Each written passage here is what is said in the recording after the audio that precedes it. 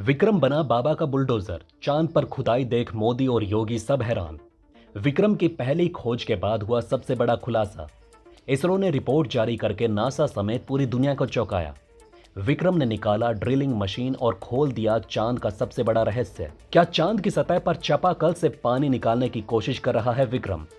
नमस्कार दोस्तों, आपका स्वागत है हमारे YouTube चैनल प्लैनेट 4 पर।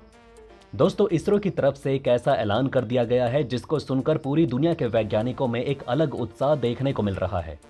आज की इस वीडियो के माध्यम से हम लोग जानने वाले हैं कि किस तरीके से जब विक्रम लैंडर ने चांद की सतह पर गड्ढा खोदना शुरू किया तो उसके हाथ में एक ऐसी चीज लग गई जिसके बाद पूरी दुनिया खुशी से झूम उठी।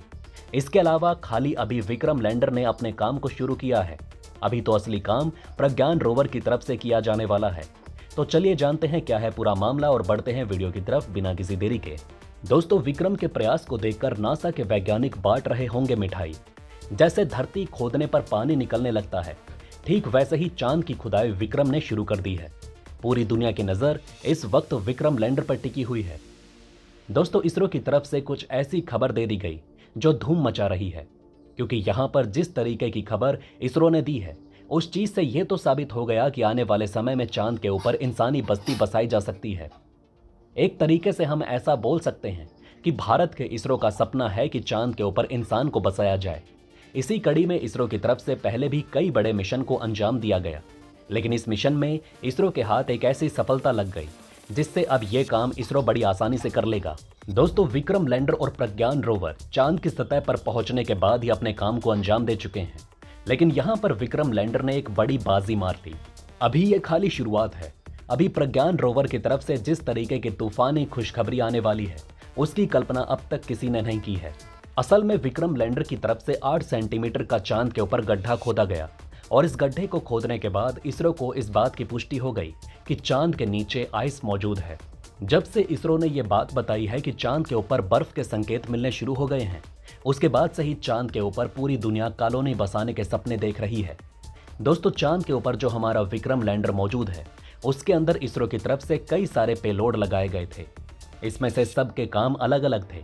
उसी में से एक पेलोड था जिसके माध्यम से जमीन के अंदर 8 से 10 सेंटीमीटर तकरीबन गड्ढा खोदा गया।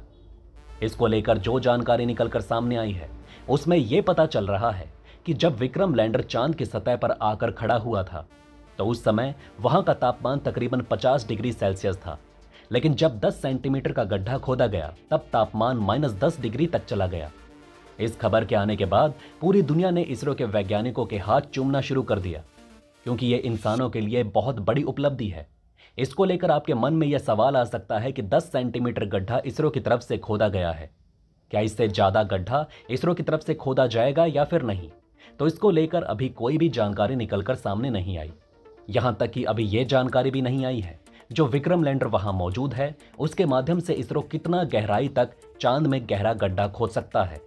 उम्मीद यही लगाई जा रही है कि अभी और अंदर तक इसरो गड्ढा खोदेगा और यकीनन इसरो के हाथ में बर्फ लग जाएगी।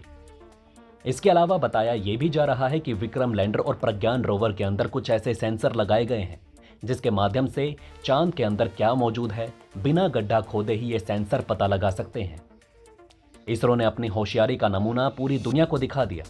अगर खाली अपने मिशन के दौरान इसरो चांद पर विक्रम लैंडर भेजता तो विक्रम लैंडर एक ही जगह पर चांद पर पड़ा रहता, लेकिन इसरो की तरफ से एक प्रज्ञान रोवर भी भेजा गया जो कि चांद की सतह पर इधर उधर टहल रहा है। ये पता लगा सकता है कि चांद की सतह पर क्या मौजूद है। चांद की सतह पर कुछ ऐसे गड्ढे मौजूद हैं जिनके अंदर कई सालों से सूरज की रोशनी नहीं पहुंची, और ऐसी जगह पर इसरो का पूरा अनुमान है कि यहां पर बर्फ की फॉर्म में पानी मौजूद हो सकता है।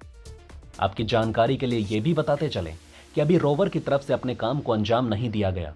अभी विक्रम लैंडर ने ही पूरी दुनिया को भारत का लोहा मानने पर मजबूर कर दिया है। असली काम तो हमारे प्रज्ञान रोवर की तरफ से किया जाएगा जो कि चांद की सतह पर टहलते हुए ये पता लगाएगा कि पानी कौन से गड्ढे में मौजूद है। दोस्तों, अभी अभी इसरो के वैज्ञानिकों के सामने बहुत बड़ी समस्या आ गई थी, लेकिन उस समस्या से प्रज्ञान रोवर ने इसरो के वैज्ञानिकों को बाहर निकाल दिया। अब जाकर इसरो के वैज्ञानिकों ने सुकून की सांस ली है। असल में प्रज्ञान रोवर के सामने एक 10 mm का गड्ढा आ गया था जिसको पार करना प्रज्ञान रोवर के लिए बहुत ज्यादा जरूरी था, और सफलतापूर्वक प्रज्ञान रोवर ने इस गड्ढे को पार कर लिया। इसको लेकर बताया जा रहा है कि यह प्रज्ञान रोवर के लिए आखिरी चुनौती नहीं थी, बल्कि अभी आने वाले रास्ते में प्रज्ञान रोवर को ऐसी कई और चुनौतियों का सामना करना पड़ सकता है। लैंडर और रोवर के लिए आने वाले 9 दिन बहुत ज्यादा अहम होने वाले हैं और रोवर और लैंडर से जो जानकारी इसरो को मिलेगी वो मात्र 9 दिनों तक ही होगी, क्योंकि 9 दिनों तक ही चांद पर ऐसी स्थिति होगी जिसकी जानकारी इसरो को मिल पाएगी और उसके बाद चांद पर अंधेरा हो जाएगा।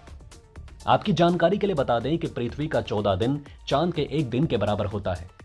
आपको बताते चलें कि विक्रम और रोवर केवल दिन के समय ही काम कर सकते हैं, क्योंकि उसमें सोलर लगाया गया है जिसके माध्यम से ये काम करने वाले हैं। इसके अलावा रात होते ही यहाँ पर ठंड इतनी ज़्यादा बढ़ जाएगी जिसके चलते हुए ये काम नहीं कर पाएंगे। दोस्तों, आपकी जानकारी के लिए बता दें कि प्रज्ञान रोवर जब चलता है तो उसके आगे कैमरा लगाया गया है। इस कैमरे के माध्यम से इसरो के वैज्ञानिक रोवर के रास्ते पर नजर रखते हैं और देखते हैं कि रोवर के आने वाले रास्ते में कोई खतरा तो मौजूद नहीं। उसी हिसाब से उसकी डायरेक्शन पर काम किया जाता है। इसको लेकर बताया जा रहा है कि ऑन बोर्ड कैमरे का डाटा बेंगलुरु के इसरो कंट्रोल सेंटर में डाउनलोड किया जाता है। उसके बाद इसको देखा जाता है और अगर इसमें कोई प्रॉब्लम होता है उसी हिसाब से आगे का स्टेप उठाया भी जाता है। इसरो वैज्ञानिकों ने एक बड़ा दावा किया है कि सिर्फ 14 दिन नहीं बल्कि 28 दिन के बाद भी जिंदा रह सकता है विक्रम लैंडर और प्रज्ञान रोवर। जी हां दोस्तों, आपने बिल्कुल सही सुना। यहां पर इस चीज का दावा कर दिया गया है कि 14 दिनों तक तो चांद की सतह पर सूरज की रोशनी मौजूद रहेगी, लेकिन उसके बाद वहां पर रात हो जाएगी और यह रात भी 14 दिनों तक ही रहने वाली है। लेकिन जब रात के 14 दिन गुजर जाएंगे और फिर सुबह आएगी तो ऐसी स्थिति में यह संभावना लगाई जा रही है कि वापस से प्रज्ञान रोवर और विक्रम लैंडर पहले की तरह काम करने के काबिल रह सकते हैं। इसको लेकर इसरो की तरफ से कोई पुष्टि नहीं की गई। इसरो ने यह बात साफ साफ नहीं कही कि 14 दिनों के बाद जब रात होगी और फिर उसके बाद 14 दिनों बाद यानी कि 28 दिन के बाद फिर जब चांद पर सूरज दिखाई देगा तो उसके बाद विक्रम और रोवर फिर से काम कर पाएंगे या नहीं, और वापस दूसरे दिन सूरज निकलने पर रोवर और विक्रम सही से काम करते हैं तो यह भारत के लिए एक किसी बोनस से कम नहीं होगा।